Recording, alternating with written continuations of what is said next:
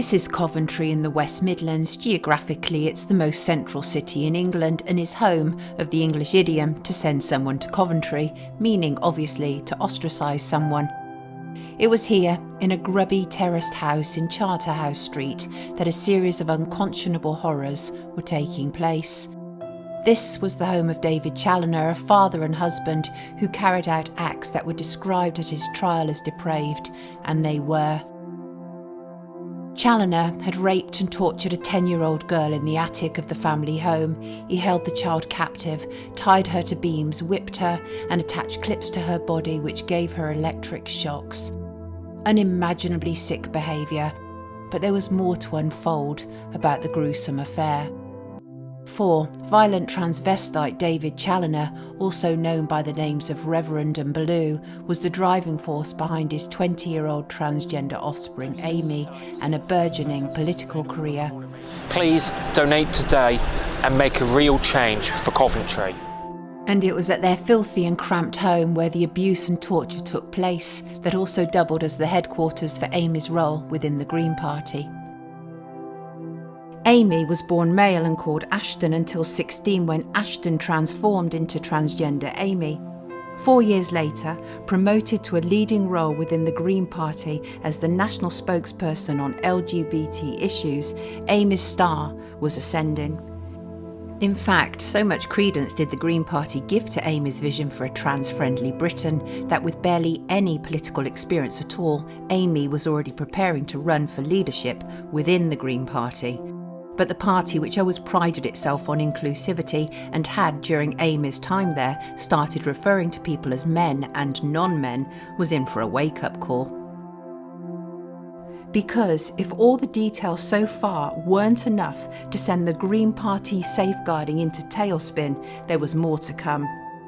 Amy knowingly employed David Challoner as an election agent, knowing he was facing charges, most for serious sexual charges.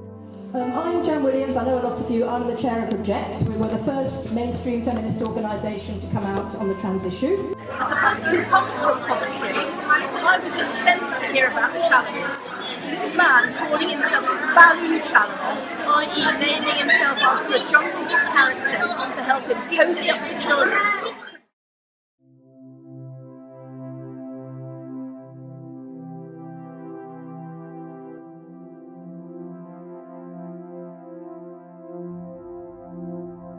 We should always try and get a victim-centred approach to these things. But we're not in this instance, are we? Well, the needs of different victims are going to be different, and if someone... Well, surely any woman who's been subjected to physical or sexual abuse, I would have thought the last thing she needs to see is someone who's a biological male. But there was more. Amy, as part of a trans youth advisory board for the wealthy charity Stonewall, was in support of self-ID within the Girl Guides. One of the women that I interviewed in my documentary is a woman called Helen Watts, who had worked for the Guides for a very long time. Her mum was in the Guides. She has been banned from the Guides for looking at their policy, which allows young boys to self-ID as girls, go off on the camping trips with the girls, but more than that, for men to self-ID as women and go off on these weekend camping trips with young girls, and the parents are not allowed to be notified. And Helen blew the whistle. And all of these demands that Amy was involved in pushing for were made even more chilling by the fact that Amy's own father, in the background, was dressing up as a child called Lucy and raping a 10-year-old. Surely any children's policy that the Challoners were even loosely involved with should now be subject to review. Girl guiding needs to get a grip on reality. No amount of swallowing propaganda from Stonewall is going to change the fact that there are two biological sexes.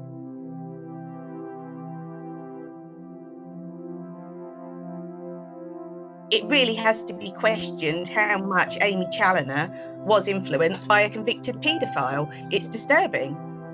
Yes, it was dark stuff, and when David Challoner was sentenced to 22 years at Warwick Crown Court for the child abuse as well as keeping indecent images, an independent investigation was launched and Amy was suspended from the Green Party. But before the investigation had even got going, Amy jumped the Green Party ship, accusing the party of transphobia, and was subsequently welcomed into the arms of the Liberal Democrats. Skip forward a year to autumn 2019, and Liberal Democrats say Amy has no role to play within the party, and Amy has announced leaving politics at the general election in December 2019. So, what on earth happened? This happened. In 2019, a series of tweets were published under the account of Nathaniel Knight, Amy's American fiancé. They were explicitly paedophilic and included terrifying desires. The Liberal Democrats launched an investigation and suspended Amy in autumn. Amy denies that the tweets were written by Nathaniel.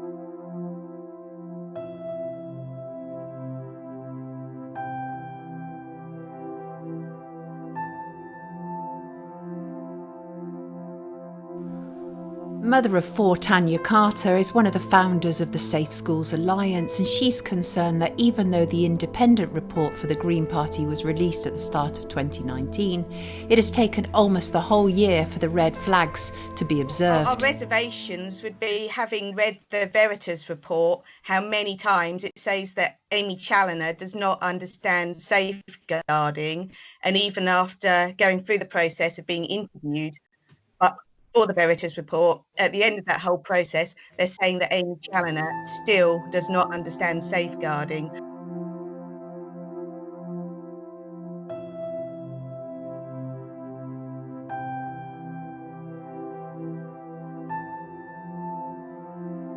Neither did the Green Party emerge well from the report. Two people in particular were criticised.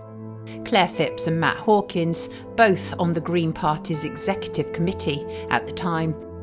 It was Matt Hawkins and Claire Phipps, a romantic as well as political couple, who Amy first contacted via a Facebook message to inform about David Challoner's multiple sex charges.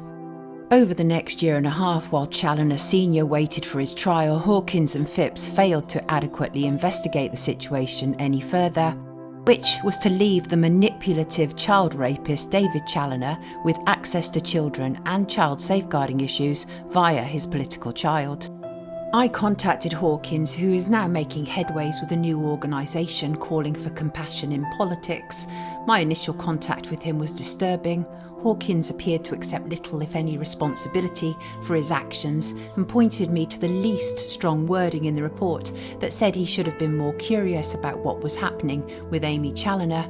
I pointed him to the stronger wording in the report, including the fact that he and his partner Claire Phipps closed the matter off too quickly and did not give any thought to the wider safeguarding implications. The next morning, Matt Hawkins sent me another email, this time jointly representing himself and Claire Phipps. He told me about how it's much easier to be wise after the event and all the usual caveats we offer when we've messed up in some way. But he went further, informing me that he had been a social justice campaigner all his working life and any other suggestion would be defamatory. By the time I'd finished researching this story, I was to discover that Matt Hawkins wasn't the only one who was threat happy. But why hadn't Hawkins and Phipps been more curious? Amy Challoner had given enough information in that first message that already clashed with existing party guidance. It wasn't necessary to know that Amy's father was a member of the Green Party and Amy's election agent to know that there was a problem. So yes, it was remiss of Hawkins and Phipps not to be more curious, and it was here, despite the executive level positions they had gained within the Green Party, that their relative inexperience became most glaring, alarmingly so. Coventry Pride had no such qualms. The Challoners had been involved with the parade prior to David Challoner's arrest. Here's a picture David Ballou Challoner took of Amy. On hearing about Challoner's multiple charges, Pride took immediate action to remove David Challoner from further involvement. Again, when you read the Veritas report, it's very disturbing that the whole culture of the Green Party appears to have been based around protecting and supporting Amy, and nobody in the wider party acknowledged or identified the safeguarding risks or did anything about it. There seemed to be no concern for any children or any other vulnerable adults, And to be honest, Amy is a vulnerable adult, and the support there was inadequate as well. In January 2019, the Green Party responded to queries from the Independent Child Abuse Inquiry regarding David Challoner's conviction. Again, it was clear from the responses that little, if anything, had been learnt by the Green Party. During the making of this report, I contacted the Green Party to inquire what new safeguarding procedures they had implemented since the Verita report. They did not respond with one example. It had been clear for a long time that the Challoners were a troubled family. Amy's mother, Tina, had already had children from a previous relationship removed from her care on the grounds of neglect, and there was a history of animal abuse in the Challoner household, resulting in David Challoner receiving a suspended sentence in 2013. And just a couple of weeks after Ashton was born in October 1997, as Amy was known at birth, social services were already involved and continued to be on and off over the following years, until the 3 children Tina had with David Challoner, including Amy, were also taken into care. Amy Challoner is clearly a troubled young person. It's highly likely Amy is a victim too. From public and media appearances to appeal videos to raising funds for the political campaign, I've seen nothing to suggest that Amy was equipped to be representing other people. In fact, it was evident to many that the Challoners had problems that should not have been ignored as they increasingly became more involved in politics. Certainly, one man tried and failed to alert the Green Party to the potential problems of the Challoners, and way before they were to hit the headlines, but the Green Party suspended him instead. Andy Healy, a DJ from Sheffield and a long-time Green Party member, had fallen foul of the Challoners, and he was to discover how bloody-minded both Amy and David Challoner would be in the face of opposition. And there was a package to sign for. My friend said, "Can I sign for it?" And the person said, "No, you have to sign for it yourself." I went to sign for it. It was a sort of short bloke with short hair. I remember thinking he seemed a bit grumpy. I took the package in and opened it, and it was a summons to a civil injunction hearing. I later found out that the person that delivered it was David Challoner. Him and Amy Challoner had hired a car and stalked me to my home to deliver this injunction. And what was Andy's big crime? He had dared to comment on a Green Party social media post. In response to a tweet I made, in response to a Green Party International Women's Day tweet that upset Amy and David Challoner, and I was hit with an attempted silencing civil injunction, an attempted criminal prosecution, an attempt to suspend for the Green Party.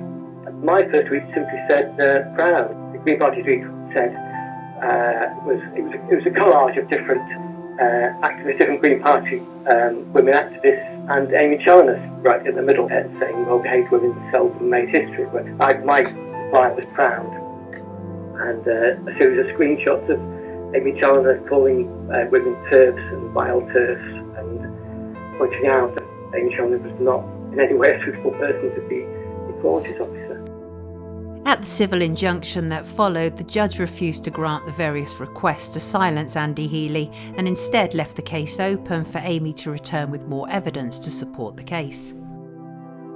I think part of the problem with the Green Party and the Challoner is that you can see in retrospect why a lot of the policies would be very favourable towards a paedophile sexual predator like David Challoner. They weren't spotted as such because the same policies are being pushed as quite general mainstream queer theory and transgender ideology. I guess that's part of the problem of why people didn't see it. From my point of view, that's the red flag. What Andy Healy had experienced was to become the modus operandi for the Challoners. The pair were responsible for implementing IT software on social media that blocked out the voices of people who were critical of them. It was an extremely useful tool for suppressing pertinent questions, and it covered thousands of accounts.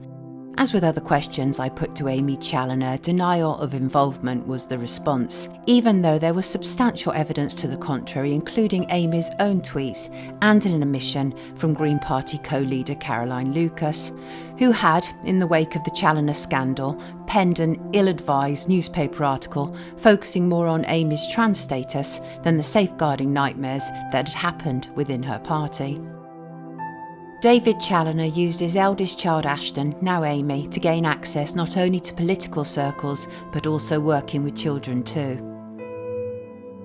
Throughout childhood and teen years, Amy was working with Dad in a number of child-centred ways, including as first aiders for a local group called Dog and Bear, and involvement with the Scouts and young gymnasts. With the knowledge we now have about brutal paedophile David Challoner, questions surely must be asked about any children he encountered while being able to move in and out of child circles, and whether Amy was a convenient front for his abuse.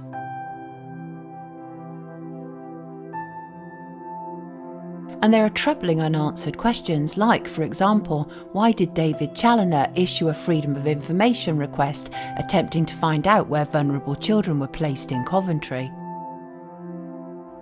Tanya Carter was alarmed at the speed in which Liberal Democrats became involved with Amy Challoner, given that an important report was pending.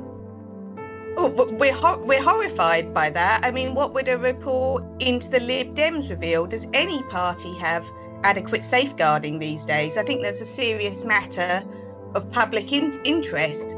Safe Schools Alliance is right, it is a matter of public interest, and what had happened in the Challoner case was not dissimilar in some respects to the problems that greeted detectives seeking to expose Muslim grooming gangs in the north of England. There was a culture of political correctness and a fear of being seen as discriminating for investigating anyone of Asian descent or Islamic culture. Consequently, children were abused, and for many years. And we want everyone to be operating in a culture of ongoing vigilance and to really care about the safeguarding of children, and that has to be prioritised above all else, above political beliefs, above any sort of PC culture. So, in the rush to be inclusive and diverse, had both the Green Party and the Liberal Democrats failed in basic due diligence? Amy Challoner knew at that point the charges. I mean, it's as serious as it gets. And so for the Lib-Dems to just take Amy in before those questions had been answered, yes, I think it says a lot about the party. I don't think any political parties have any concern about safeguarding children at the moment, so I'm not singling out the Lib-Dems. Certainly, it's not hard to find troubling information on the Challoners. If either of the political parties had even done a cursory online search, they would have found websites where researchers have done an exemplary job of piecing together the troubling life of Amy Challoner. Much of it is deeply disturbing content that captures a young person who has left a significant online print by both being involved with the fetish craze furries, but also engaging in sexual conversations with men who are decades older. Of course, David Challoner's crimes are not Amy's crimes, but only a fool, or a political party with an agenda, would say that Amy did not come with an abundance of red flags. From a safeguarding point of view, you don't need to have a conviction. You need to be looking at the values of a person, and you need to be looking at whether this is a suitable individual or not. It's not just based on convictions. It's based on, is this a suitable person to be near children, to be producing policies that affect children, or to be producing content to be shown to children. Which brings us to the Liberal Democrats and their role in this appalling story. When I approached their press office to find out the current state of play with their relationship with Amy Challoner, I was unsurprised to receive a very un-PR friendly response from their head of press, Rosie Cobb. I say this because Cobb, like other young politicos I have encountered in this sorry tale, had already displayed an interest in the gender debate. And, in keeping with her party leader and her party, it was likely to be at odds with my reality-based position.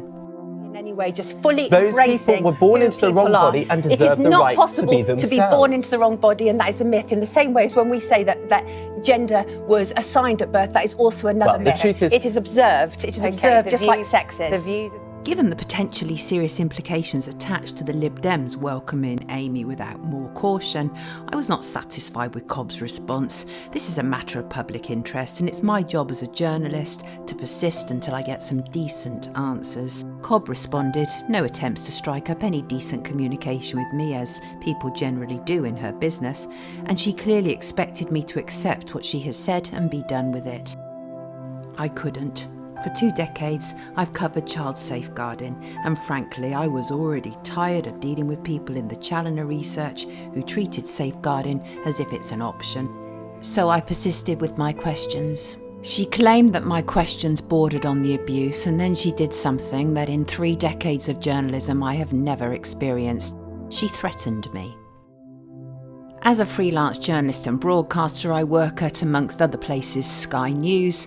Rosie Cobb had got it twisted and seemed to think for some reason that I worked there full time. She wrote, with chilling disregard of what it might actually mean for me if it was my dependent income, that she would be speaking to Sky about the conduct of their journalists. I found that chilling, and I wondered how many other journalists were silenced in this way. I swiftly responded my disgust at this tactic. She denied she had threatened me, even though I had it in black and white.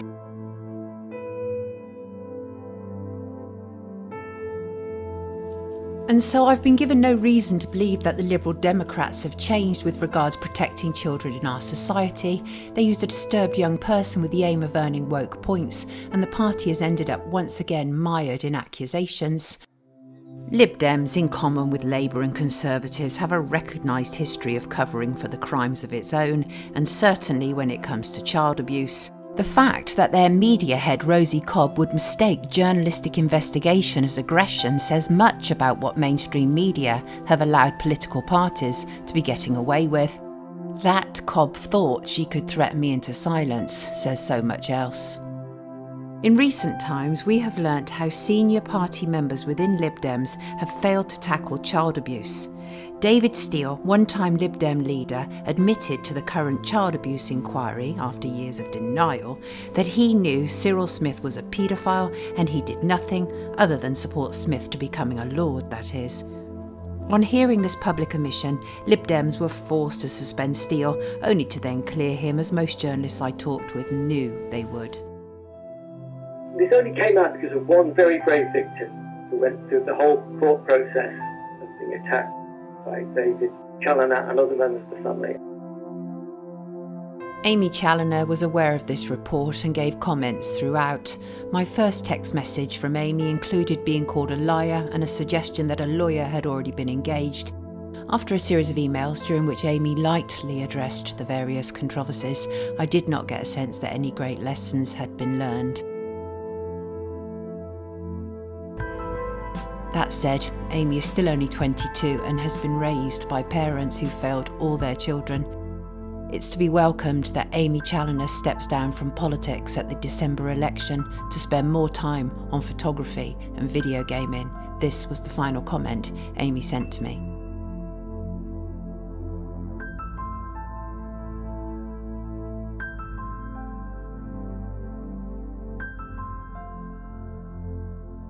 We think this really needs to be looked at on a national scale. What is going on with safeguarding as a whole in this country? Are we adequately keeping children safe? The safety of children should trump all. We do have established safeguarding frameworks and we need to be using them. And they don't need to be balanced against the wants of adults, because we have to prioritise the needs of children.